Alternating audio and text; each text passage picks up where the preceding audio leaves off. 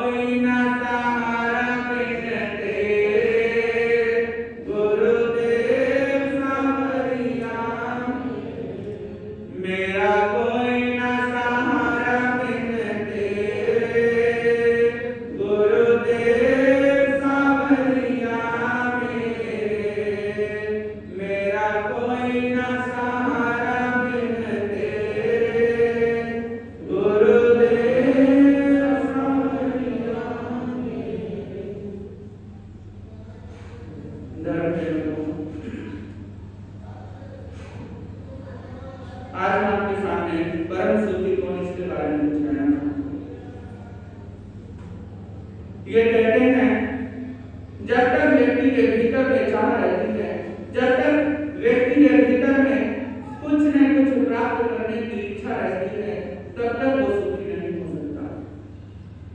क्योंकि जब व्यक्ति के भीतर में कुछ प्राप्त करने की इच्छा होती है, जब व्यक्ति के भीतर में चाह होती है, तो उसका ध्यान केवल इसी चीज में रहता है कि मैं उस चीज को कैसे प्राप्त करूं, किस तरह से मैं उस चीज को अपने पास लेकर आऊं। इसीलिए वो दुखी रहता है। लेकिन जब उसके मन में ये आ जाता है कि मुझे कुछ नहीं चाहिए, जब उसके मन में संतोष आ जाता है, तब वो व्यक्ति अपने आप में सुखी होकर चला जाता है। तथागत भगवान बुद्ध ने कहा है संतुष्टि परम धन, संतुष्टि परम धन है, इससे बढ़कर कोई धन नहीं है। जब संतुष्टि रूपी धन व्यक्ति के पास आ जाता है, तब उसकी जिंदगी, तब उसका जीवन सुख में होता चला जाता है।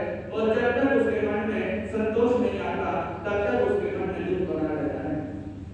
कहते हैं एक बार तथागत भगवान बुद्ध किसी नगर में सत्संग कर रहे थे, और उस सत्संग में बहुत से लोग, उस नगर के राजा, उस नगर के मंत्री, ये सब भी बैठे हुए थे। चर्चा चल रही थी, और चर्चा के बीच में ही जो उनके बड़े शिष्य थे आनंद, वो प्रश्न कर बैठते हैं कि प्रभु, आपकी इस धर्म सभा में, आपकी इस प्रवचन सभा में ऐसा कोई व्यक्ति है जो परम सुखी हो? तथागत बुद्ध ने अपनी नजर उस सभा में बैठे लोगों के ऊपर दौड़ाई, और उन्हें देखते हुए आखिर में एक फटे वाले व्यक्ति खड़ा हुआ था, उसकी ओर इशारा करते हुए कहने लगे कि अगर मेरी सभा में कोई परम सुखी व्यक्ति है, सबसे सुखी व्यक्ति है, वो है वो व्यक्ति जिसके तन पर फटे हुए कपड़े हैं। जैसे ये बात कही, सारी सभा में आश्चर्य हो जाता है। सभी आश्चर्य भरी नजरों से भगवान बुद्ध की ओर देखने लग जाते हैं। तो आनंद फिर से प्रश्न करते हैं कि प्रभु, आपकी सभा में एक से बढ़कर एक संपत्तिशाली राजा, मंत्री, बहुत से श्री संपन्न लोग बैठे हुए हैं, लेकिन आप एक दीनहीन व्यक्ति को कह रहे हैं कि ये परम सुखी है। तो उस समय भगवान बुद्ध वहां पर बैठे राजा से पूछते हैं कि राजन, तुम्हें क्या चाहिए? राजा कहने लगा कि भगवान, मेरे राज्य के आसपास बहुत सी विशेष जमीनें पड़ी हुई हैं, अगर आप मुझ पर आशीर्वाद बनाएं, अपनी कृपा करें, तो वो जो विशेष जमीन है वो मेरे राज्य की सीमाओं में आ जाए। केवल मैं यही चाहता हूं। उसके बाद भगवान बुद्ध मंत्री से पूछते हैं, मंत्री की भी यही इच्छा थी कि राजा जो मुझे वेतन देते हैं वो बढ़ा दें। उसके बाद एक एक करके वहां पर जितने भी श्री संपन्न लोग बैठे हुए थे, जितने भी सेठ साहूकार बैठे हुए थे, उन सब से पूछते हैं, कोई कहता है मुझे कोठी चाहिए, कोई कहता है मुझे बंगला चाहिए, कोई कहता है मुझे गाड़ी चाहिए, कोई धन संपत्ति मांगता है। और पूछते पूछते भगवान बुद्ध उस दीनहीन व्यक्ति के पास पहुंचे, और उस दीनहीन व्यक्ति से पूछने लगे कि तुम्हें क्या चाहिए?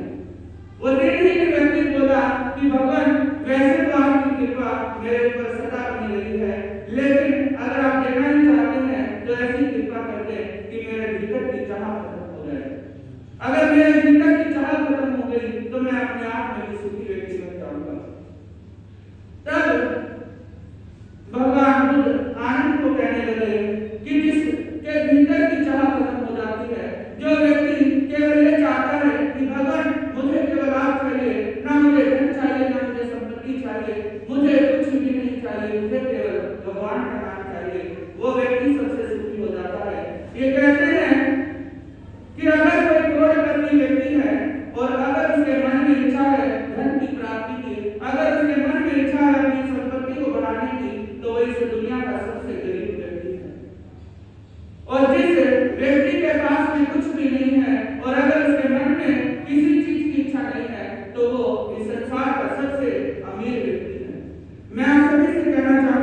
कि आपकी जितना परमात्मा की दया से, जितना भगवान की कृपा से आपको प्राप्त हुआ है, उसमें से अपने परिवार का पालन पोषण करें, उसमें से किसी दीनहीन व्यक्ति की सेवा सहायता करने का प्रयास करें, क्योंकि कहा है चाहा गई चिंता मिटी मनवा बेपरवाह, चाहा गई चिंता मिटी मनवा बेपरवाह, जिसको कुछ नहीं चाहिए वो शामों के शाह, जिसको कुछ नहीं चाहिए वो शामों के शाह। अंत में केवल इतना ही कहना चाहूंगा कि आप अपने परिवार का पालन पोषण करते हुए जितना आपसे बन पड़े दीन दुखिया सारे लोगों की सहायता करें, और जितना आपसे बन पड़े गौओं की और जीवों की सहायता, जीवों का ध्यान रखें, उन्हें खाने के लिए, उन्हें पीने के लिए उनकी व्यवस्था करें। इन्हीं भावनाओं के साथ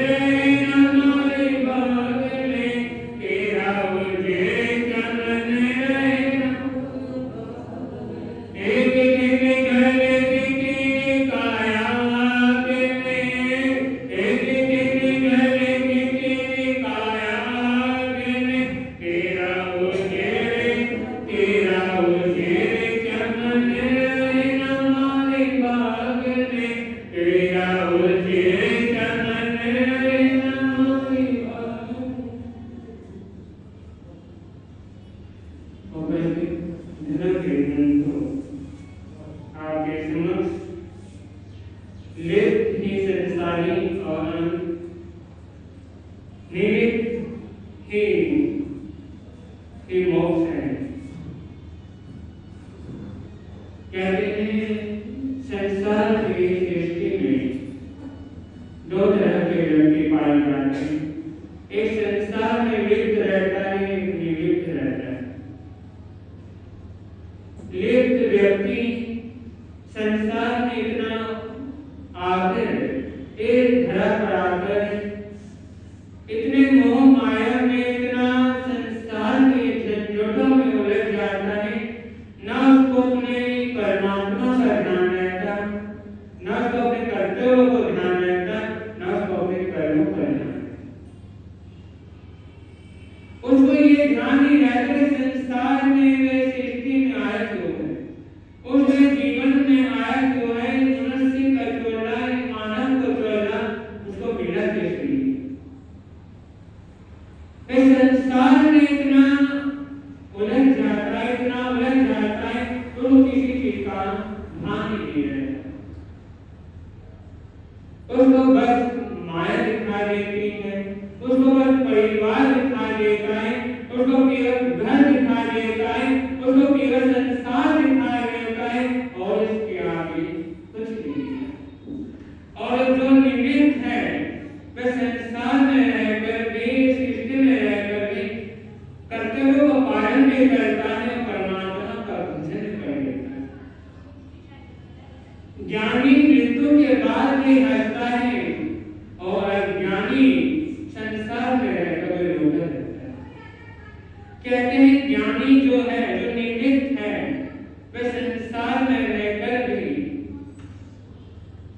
चाहे उसकी आगे दुख आ जाए तो भी वह हंसता रहेगा, चाहे सुख आ जाए तभी वह निवृत्त रहेगा। तो ना सुख से कोई मतलब होता है, ना दुख से मतलब होता है। वह सुखी जो कर्म है, मेरे कर्म है, सुख आता है उसमें भी संभाव है, जो सहन कर लेता है, दुख आता है उसको भी सहन कर लेता है। और जो मृत व्यक्ति है वह दुख आने में इतना घबरा जाता है, इतना चिंतित हो जाता है, वह हर ने जीवन में दुख देखा है, वह परेशान हो जाता है, सुख आता है तो वह फूल जाता है। कहते हैं एक बार आए जनक अभी सभा में बैठे हुए, दरबार में बैठा हुआ था, तो उन्हें अपने दरबारियों के आगे प्रश्न रखे कि मुझे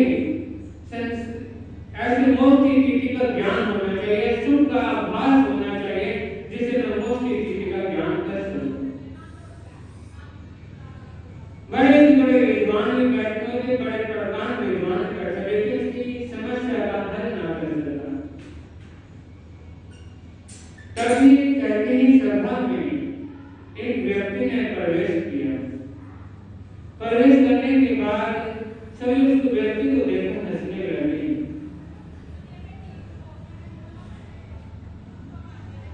और जैसे दरबार में आया वो कहा मैं आपको मोक्ष की स्थिति का ज्ञान करवा सकता। लोगों को उसको देखकर हंसी आ रही, उसके बाद उनको भी हंसने लगी। तो उन्होंने कहा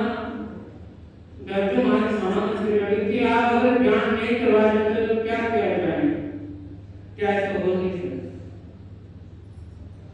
वो व्यक्ति और कोई नहीं था, महागुरु के गुरु अष्टावक्र के जिनका से 8 जगहों से चेला मिला। वे प्रधान विद्वान थे और महाज्ञानी थे। तो उन्होंने कहा कि आपको मोक्ष की स्थिति का ज्ञान तो करवा सकते हैं, लेकिन आप पहले गुरु दक्षिणा देनी पड़ेगी। कि क्या चाहिए वो गुरु दक्षिणा है। उन्होंने कहा जितना भी आपका राजपाट है, जितना भी सब कुछ है, आप मुझे दान करना पड़ेगा। राजा जनक ने दान कर दिया। कहा आप नीचे बैठ गए और ध्यान में बैठे। फिर अष्टावक्र ने पूछा आपको कहाँ, आपका ध्यान कहाँ जा रहा है। कहा राज्य आपका नहीं है, ये प्रजा आपकी नहीं है, जो जिसकी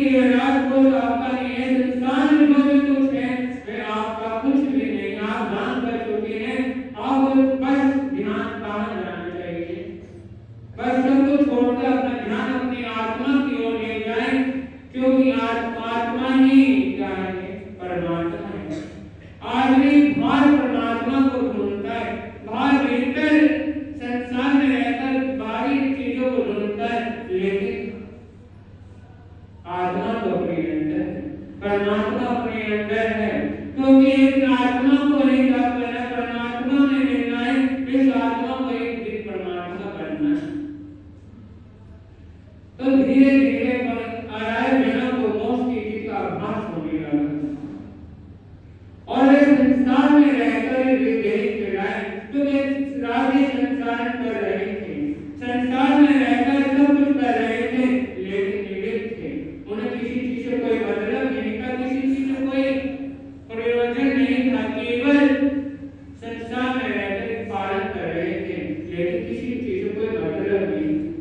तो इस संसार में रहकर आगे निमित्त हो जाए कि जो कुछ है निकट मेरी आंख से जुड़े तब तक है और आंखें बंद हो जाने के बाद न संसार काम आना, न परिवार काम आना, न धन दौलत काम आए, कुछ भी काम नहीं आना। आपका क्यों है, आपके कर्तव्य आपके काम आएंगे, आपकी क्यों है, आपका धर्म, आपकी पूजा पाठ, आपके क्यों ही कर्म आपके काम आएंगे और कुछ काम नहीं आना। अगर संसार से आत्मा का कल्याण करना चाहते हैं, संसार में रहकर विवेक कराना चाहते हैं, तो निवेश हो जाए तभी अपने जीवन का कल्याण उत्थान कर सकते हैं। बोले महापंजाब कर्नाटक बाल कर्मचारी दादर प्रदेश के ठाकुर के महाराज जय हो साधु जीवन की जय हो साधु जीवन की साधु जीवन की त्यागी जीवन की साधु जीवन की त्यागी जीवन की समूह को जो अति प्रिय है कल भविष्य सम सुख के इंद्र कुछ महावीर को करता हूँ शतवार प्रणाम गुरुओं के गुरु आगमन का धरता हूँ मैं मन राम जिनकी पावन कृपा से मिलता गौतम राशत अक्रम ज्ञान निर्मल कीर्ति पावन चारित्र गौतम जिनका सद्वाचा महिमशाली परोपकारी गौतम संयम शेष विषम परम सेवा भावी दुर्लभ देखा कर सन्यासी हरे गगने गुंजा दो जयकारों से गुरु प्रेम सुख की बोलो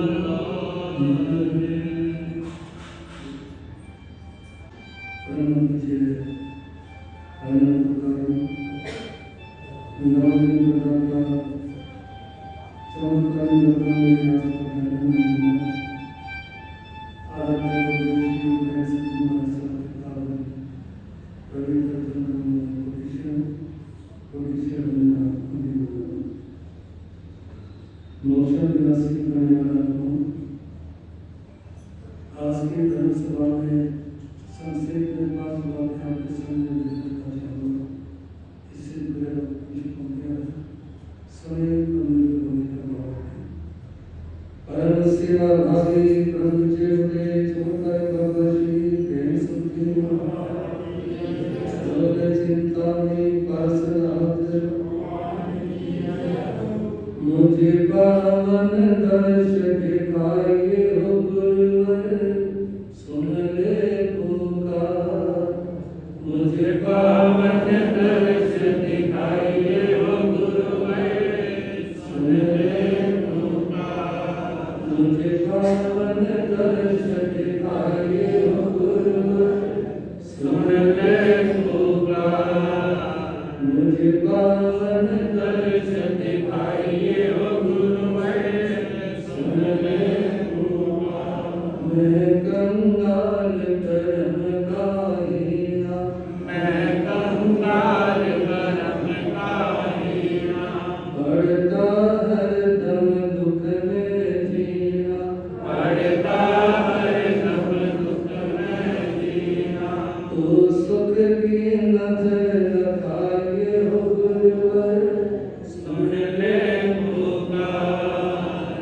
सुख की नजर लगाइए गुरुवर, सुन ले पुकार। मुझे पावन दर्श दिखाइए गुरुवर, सुन ले पुकार। मुझे पावन दर्श दिखाइए गुरुवर, सुन ले पुकार। ढूंढ लिया मैंने के द्वारा तेरा, ढूंढ लिया मैंने द्वारा तेरा, बिगड़ा जीवन सुधारो मेरा, बिगड़ा जीवन सुधारो मेरा। मेरी बिगड़ी बात बनाइए गुरुवर, सुन ले पुकार। मेरी बिगड़ी बात बनाइए गुरुवर, सुन ले पुकार। मुझे पावन दर्श दिखाइए गुरुवर, सुन ले पुकार।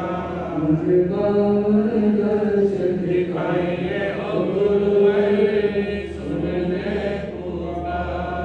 खोया रहूं सुन तेरी लगन में, खोया रहूं सुन तेरी लगन में, तेरी भक्ति में रहूं मगन में, तेरी भक्ति में रहूं मगन में।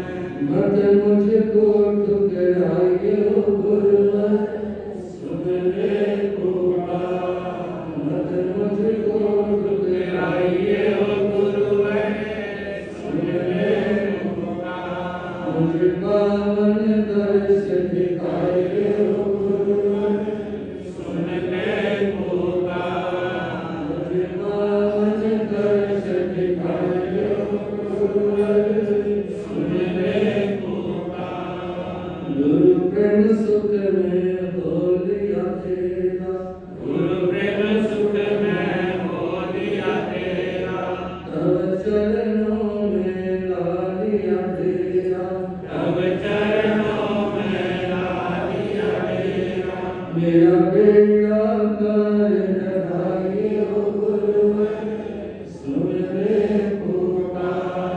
मेरा बेड़ा पार लगाइए गुरुवर, सुन ले पुकार। मुझे पावन दर्श दिखाइए गुरुवर, सुन ले पुकार।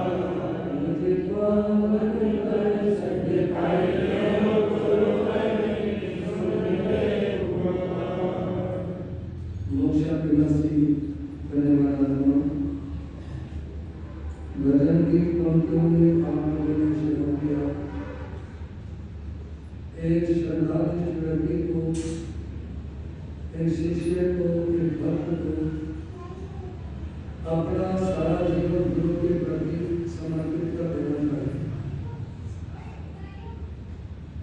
मेरे आराध्य उपदेशी प्रेमसु जी महाराज साहब कई बार कहा करते हैं, कभी भी ये मत देखना मेरा आशीर्वाद कितना है, यदि देखना है तो ये कि मेरा समर्पण कितना है। आशीर्वाद भी वहीं पे फलता फूलता है जहाँ समर्पण होता। जहाँ समर्पण नहीं होता वह आशीर्वाद नहीं होता। और समर्पण है, आशीर्वाद देने वाला आशीर्वाद देना नहीं चाहता तो भी समर्पण के माध्यम से फलीभूत हो जाएगा।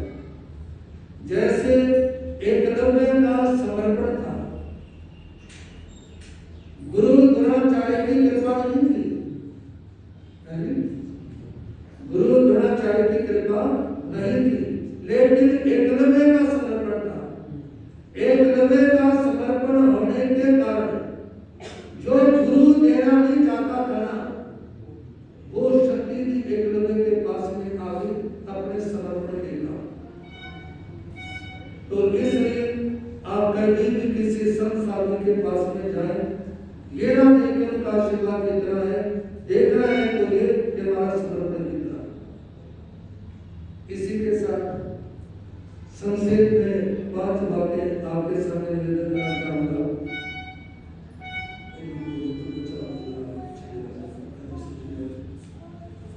आराम से बोलना बिना सुन होते कभी कितने से ज्यादा तुम्हारा शुरू है बोले भगवान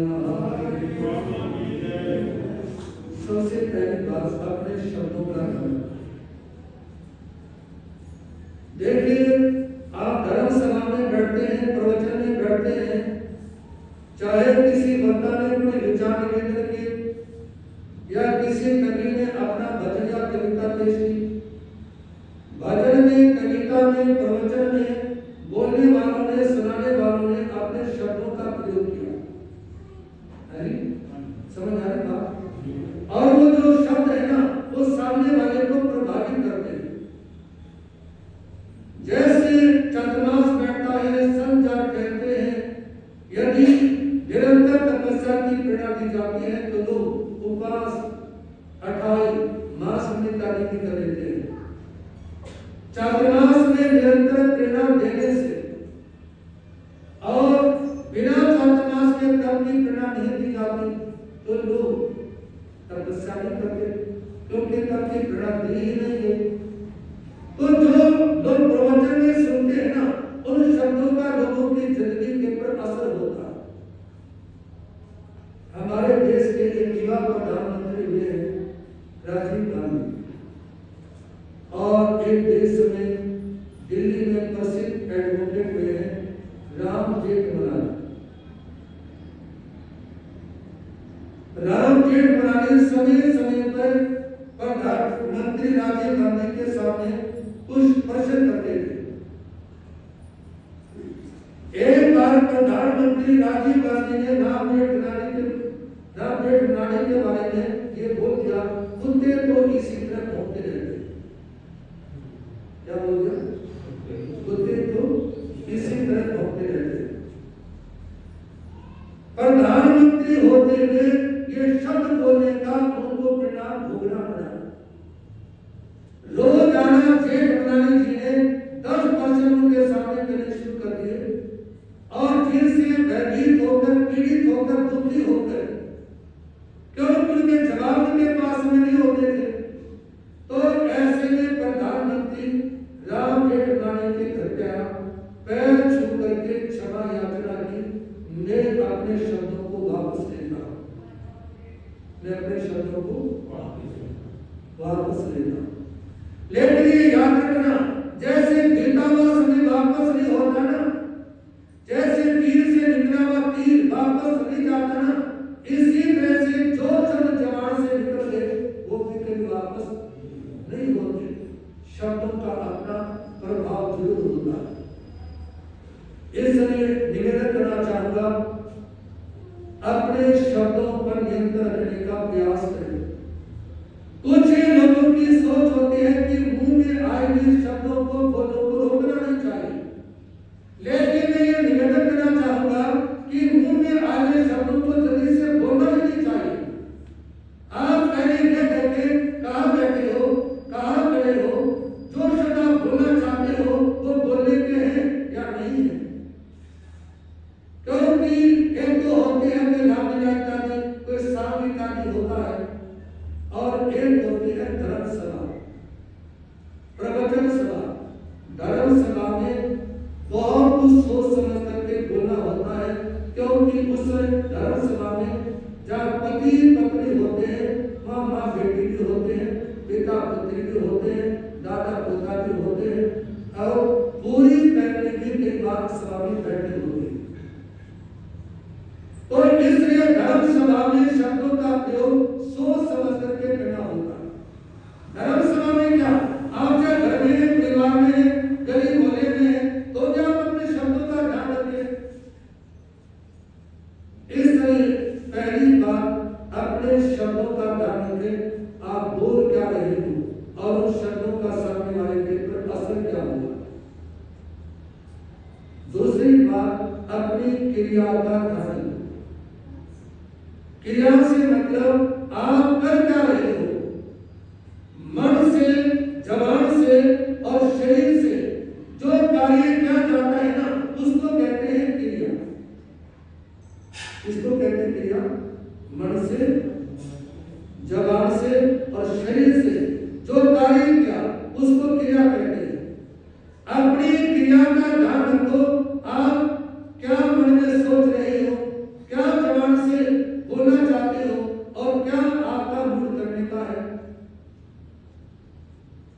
सज्जनों, एक मान लो बरात जाती कहीं पर और वो पंगत में बैठी है भोजन करने के लिए, और उस समय परोसने वाला व्यक्ति बोलता है साग कढ़ी लीजिए, चावल लीजिए, और जो बैठा है उसका प्रयोग करना चाहता है, खाना चाहता है, थाली सामने रखी है, लेकिन वो कहने के बाद में परोसता नहीं। तो क्या सामने थाली रखने से पेट भर सकता है? जैसे सामने थाली रखने से पेट नहीं भर सकता ना, इसी तरह से आप सोचते रहे कि मेरे को जाप करना चाहिए, सोचते रहे कि मेरे को संसद में जाना चाहिए, सोचते रहे कि मेरे को तीर्थ में जाना चाहिए, लेकिन आप मन में सोचते रहे, आपने किया कुछ नहीं। उससे आपको मिलेगा क्या?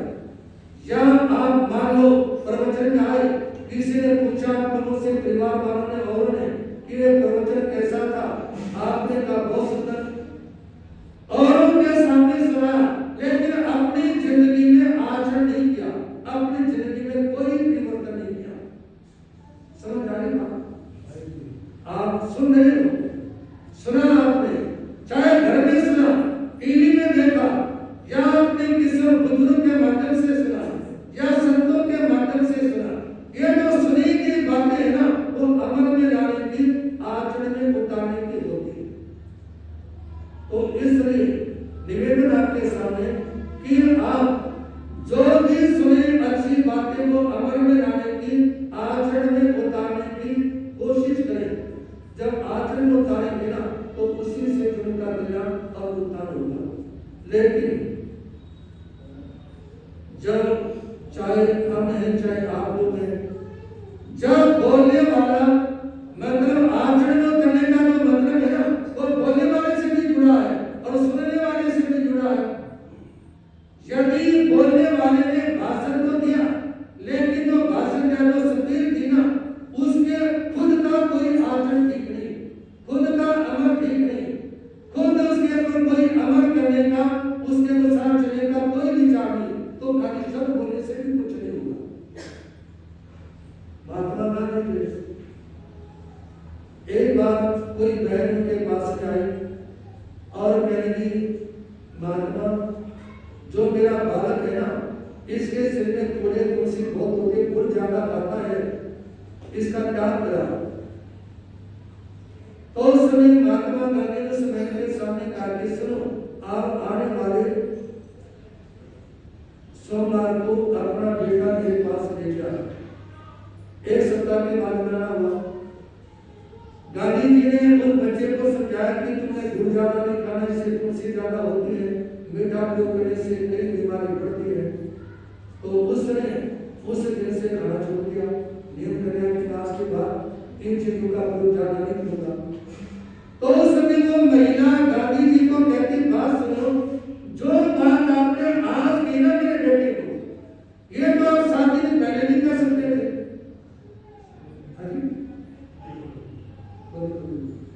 ये बात तो 7 दिन पहले नहीं कर सकते थे। तो उसने गांधी जी ने कहा कि 7 दिन पहले तो मैं खुद इतना भाग लगा था, मैं खुद गुड़ का मीठे का कोई ज्यादा करता था, इसलिए पहले मैंने खुद छोड़ा और उसके बाद इसको प्रेरणा देने से स्वीकार कर ली। तो इसलिए दूसरी बात है अपनी क्रिया का, अपने आचरण का ध्यान रखें। तीसरी बात अपने चरित्र का ध्यान रखें। चरित्र से मतलब है सवेरे से शाम तक, शाम से सवेरे तक। आप घर में रहते हुए, बाजार में रहते हुए, मार्केट में जाते हुए, खेतों में जाते हुए, दुकान में बैठते हुए, ऑफिस में जाने के बाद आप क्या देखते हो, क्या बोलते हो, क्या करते हो, क्या खाते पीते हो, क्या आपका आचरण है?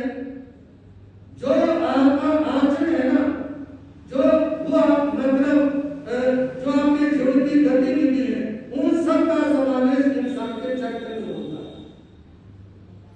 यानी अच्छा है या बुरा, इसका चाल चलन ठीक है या खराब है, ये इसको बोलते हैं चरित्र।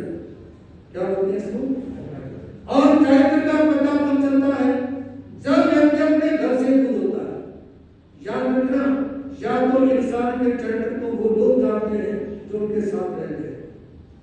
आप जिस घर में रहते हो जान पाओगे कैसे बन जाना, लेकिन क्या आपको नहीं मालूम कि आपकी बीवी कैसी है, आपके पति कैसे हैं, आपके बच्चे कैसे हैं, आपके परिवार के लोग कैसे हैं? सच बोलना है ईमानदारी से। वो एक अलग बात है कि व्यक्ति अपने घर की बात नहीं बताता, बतानी भी नहीं चाहिए। आप अपने घर में जैसे हो रहे जितना अपने को सुधारा जाए सुधारे, लेकिन अपने घर की मां, अपनी पुत्र वधू की बातें, अपने बेटों की बातें, अपने परिवार की गुप्त बातें किसी भी मित्र के सामने, किसी भी गरीब होने के लोगों के सामने बोलनी नहीं चाहिए।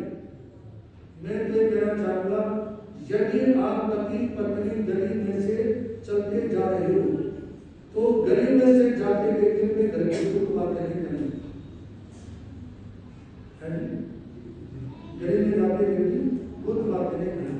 दूसरी बात, जो कहा जाता था ना कि दीवारों में भी कान होते हैं, दीवारों में भी कान होते हैं।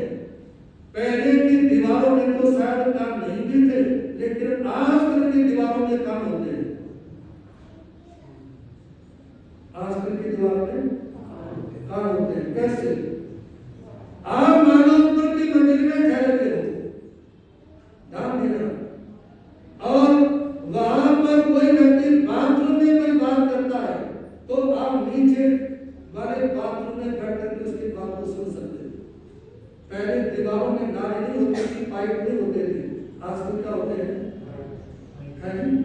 वो सारे आवाज आती है। दूसरा, दीवार पहले मोटी होती थी, 1.5, 2, 2.5 फुट की दीवारें, आजकल उसमें सब सुनाई देगा। तो दीवारों पर भी कान होते हैं। और जो निवेदन आपके सामने अपने चरित्र का ध्यान रखो, और जब व्यक्ति अपने परिवार को ध्यान से देखता है तो सब पता होता है मेरे परिवार के मेंबर कैसे हैं, उनका खान पान कैसा है, वो शराबी है, कबाबी है, गलत हरकतें करते हैं, क्या कुछ करते हैं, सब पता होगा। और यह इंसान के चरित्र को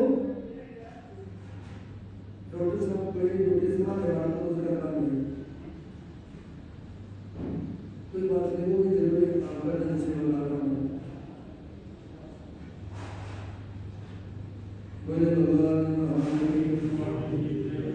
मारे मारे कहिए तेरे बंदे नहीं रपाइए, मारे मारे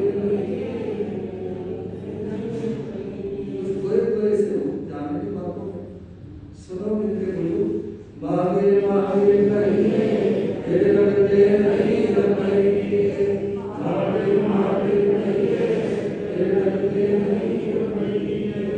सहयोग साथ में रहने वाला व्यक्ति इंसान के चरित्र को जानता है, या इंसान के चरित्र का पता तब चलता है जब वो अपने घर से दूर हो।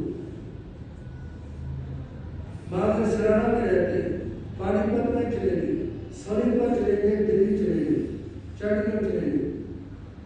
जब आप अपने घर से 50, 100, 200 किलोमीटर दूर चले जाएंगे ना, तो वहां पता चलेगा आपके चरित्र का, आप क्या करते हो, आप अपने को ठीक करते हो या तुम्हारी बहुत सारी हरकतें हैं, आपका मतलब आचरण ठीक है, या आप ऐसे कुछ कार्य करते हो जो बर्दाश्त करने लायक ना हो, जो आपके उचित ना हो, जो आपको नहीं करना चाहिए, वो सब करते हो।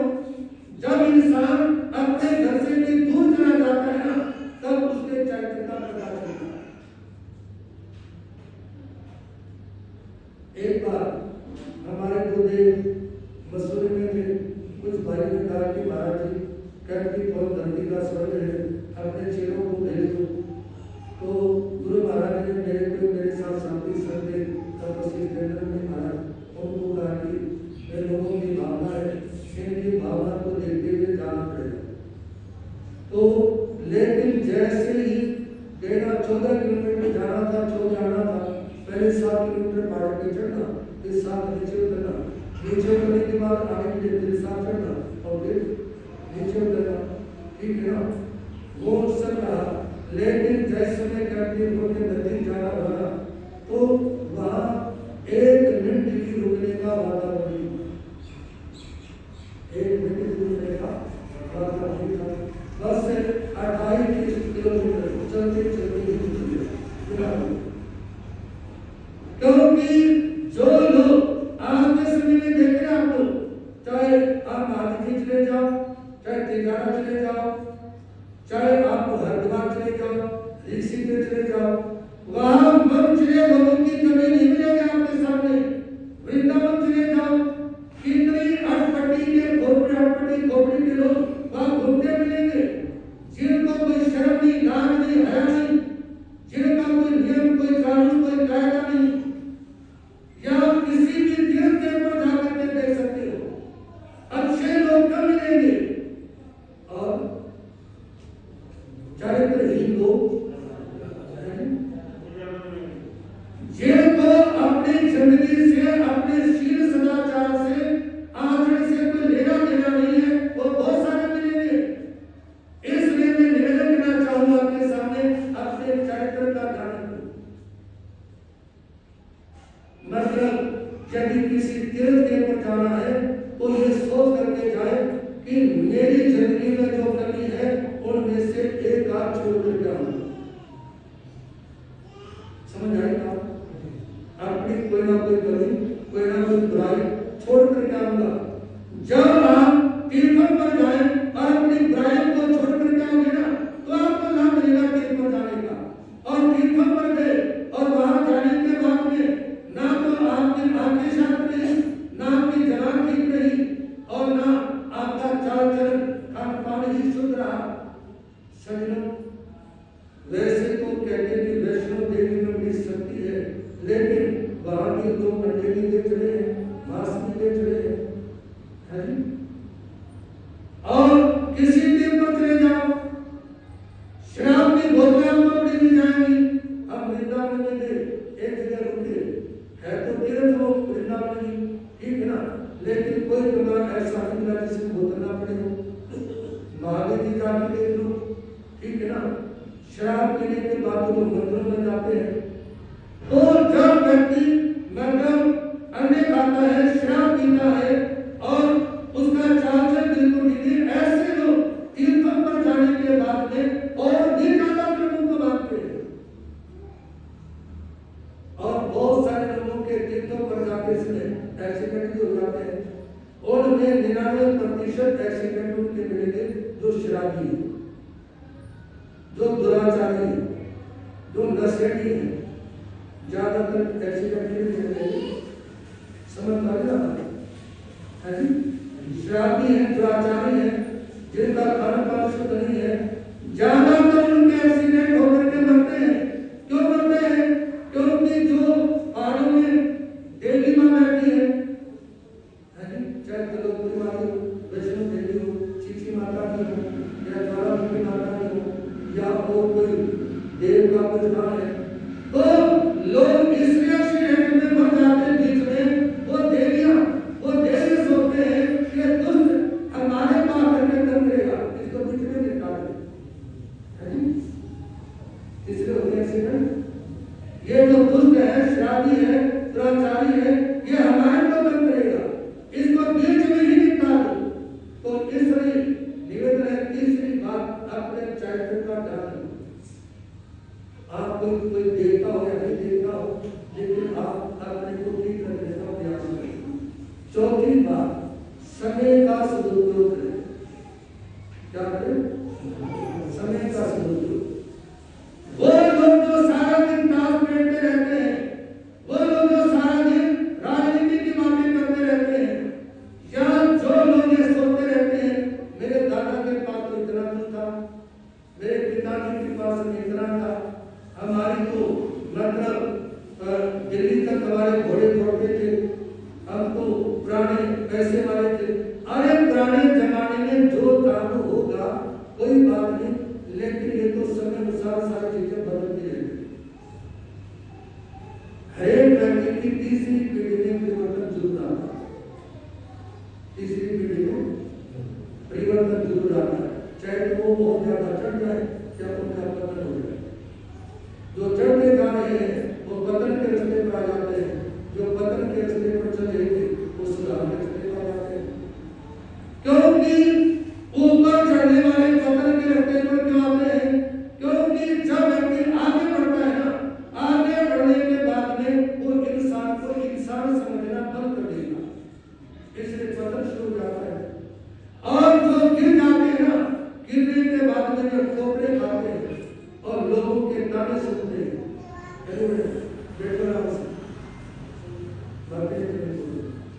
जब मतलब किसी का पतन हो जाता है, वो जब ठोकरे खाते ना, आप अक्सर देखेंगे 99% केस ऐसे मिलेंगे, ना कोई शराब होना पड़ता, उसके बच्चे ठीक रास्ते पर चलते मिलेंगे।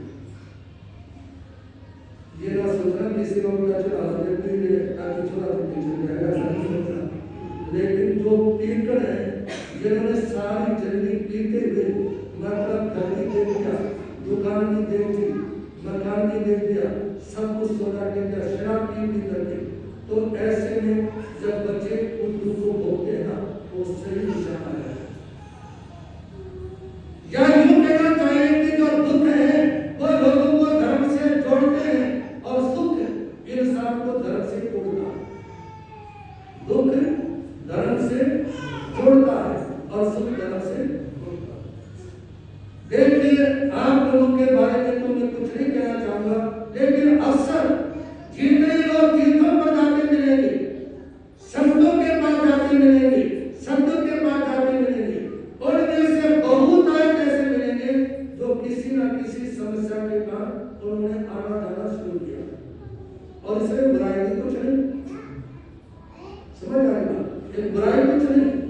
मेरे आराध्य गुरुदेव श्री प्रेम जी महाराज साहब कई बार कहा करते कि मिश्री खाते दांत घिसे को घिसने दो, और संतों के पास जाने से लोग हंसे को हंसते हैं। यदि आप धर्म लगाते हो, सत्संग गाते हो और कोई आपके ऊपर हंसता है, उन्हें हंसने को कोई बात नहीं, हंसाइए ना, हंसने दो। लेकिन चाहे दुख में जुड़ो चाहे सुख में जुड़ो, धर्म से जुड़ना चाहिए, संतों से जुड़ना चाहिए।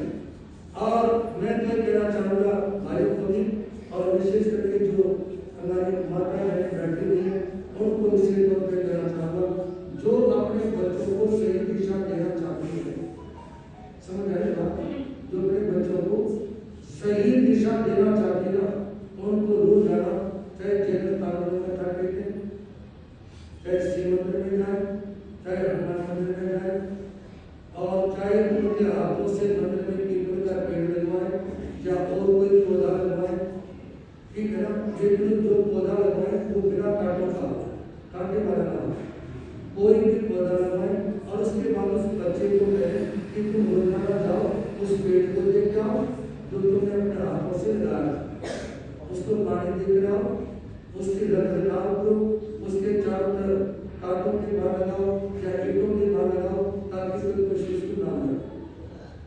ये है अपने बच्चों को धर्म से जोड़ने का एक तरीका।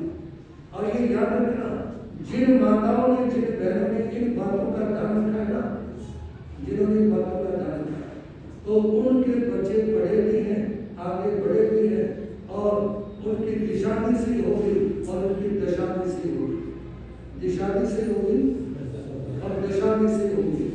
तो इसलिए निवेदन है अपने समय का सदुपयोग करें, और समय का सदुपयोग कैसे होगा?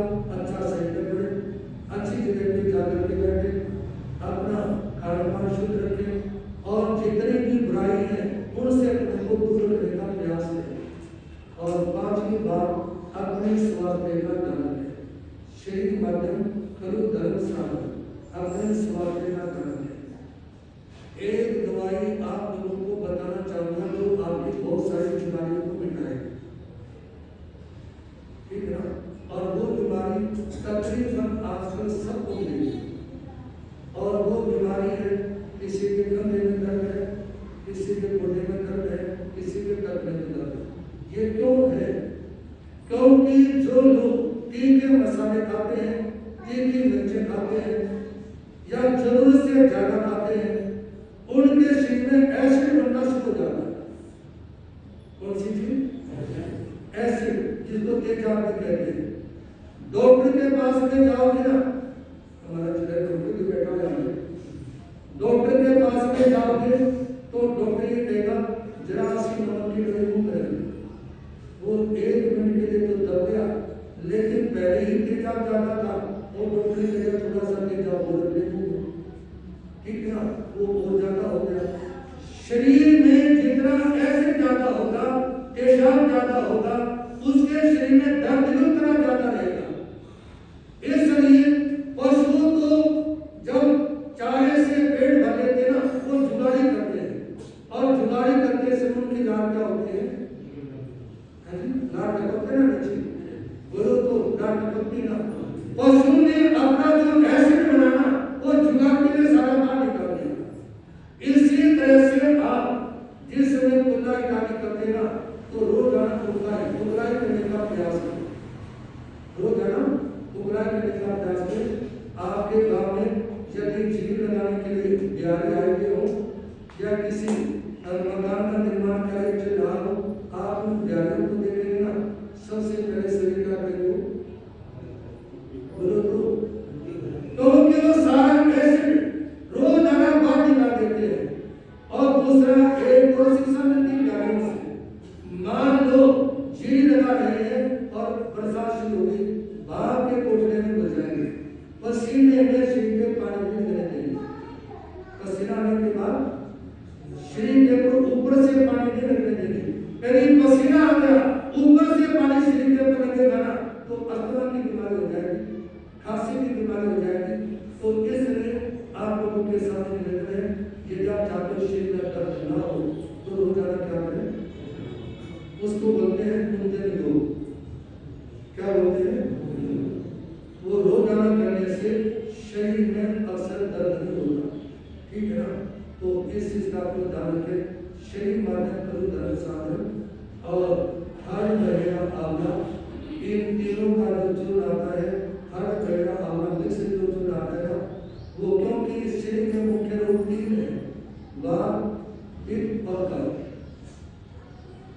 या तो शरीर में वायु बढ़ गई, पित्त बढ़ गया, ठीक है ना, या कफ बढ़ गया, ये वात, पित्त, कफ, ये 3 महारोग हैं। इनका असंतुलन होगा ना तो बीमारी आएगी। तो वात, पित्त, कफ इन पर कंट्रोल करने के लिए होता है हर जगह और आना। और इसलिए उन चीजों का प्रयोग और इन चीजों का परहेज जैसे आपके साथ बना है, उसका ध्यान रखने की तरफ से आप अपने जीवन को सही दिशा में ले जा सकते हैं। और किसी के सामने दोपहर को लगभग आधे घंटे का मैच रहेगा 1 बजे, और उसमें जो भी भाई है वो बीच में 1 फुट जगह छोड़ते हुए बाकी के अंदर पूरी जगह फासले का ही बिछा देंगे, क्योंकि वो जो प्रयोग रहेगा दोपहर वो रहेगा लेट करके, और कई महीनों की थकान हो सकता है आधे घंटे में आपकी उतर जाए, तो उसके लिए इस समय पर हम बताएंगे और इसका बड़ा ध्यान रखें। और इसी के साथ दिन निकलते ही हमारे यहाँ से पोखरा के लिए तैयार होगा, और पोखरा में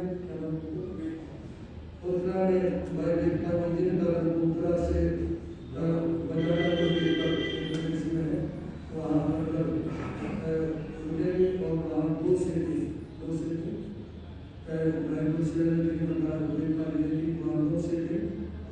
कार्यक्रम रहेगा। आप लोगों में से जो भी आ सकते हैं आप लोगों का प्रयास है, वैसे भी और भी जो सलाह सभी का आपके साथ बात है, अंदर करके लोगों के बोले मंगल पाठ लेकर और सभा में महिला जो है उनके दिमाग व्यक्ति सभा में आए हैं दिल्ली से आगे का दिशा में हमारे सेक्रेटरी में चंद्रमाता उन्होंने बराबर बात पहुँचने में कोशिश की, धर्म ना देने की पूरी अपनी भावना की। ये मीठा प्रेम प्यारा कोई मेरा किस्मत वाला, ये मीठा प्रेम प्यारा ये सत्संग वाला प्यारा कोई मेरा किस्मत वाला, ये सत्संग वाला प्यारा प्रेम गुरु है प्रेम जी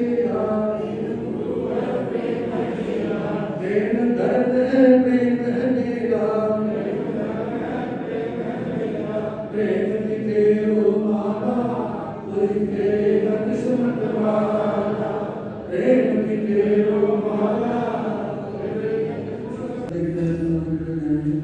गरज बने शरण भगवान महावीर स्वामी की जय चिंतामणि वासना भगवान की जय राम पंजाब प्रवचन भगवान में चारित्र प्रदेश श्री पार्वती दुर्गा प्रदेश श्री गुरुचंद्र महाराज की भगवता रानी गुरुचंद्र श्री त्रिलोचन जी महाराज ब्रह्म सेवा भावी प्रभु जय चिंतन श्री प्रेम सुखी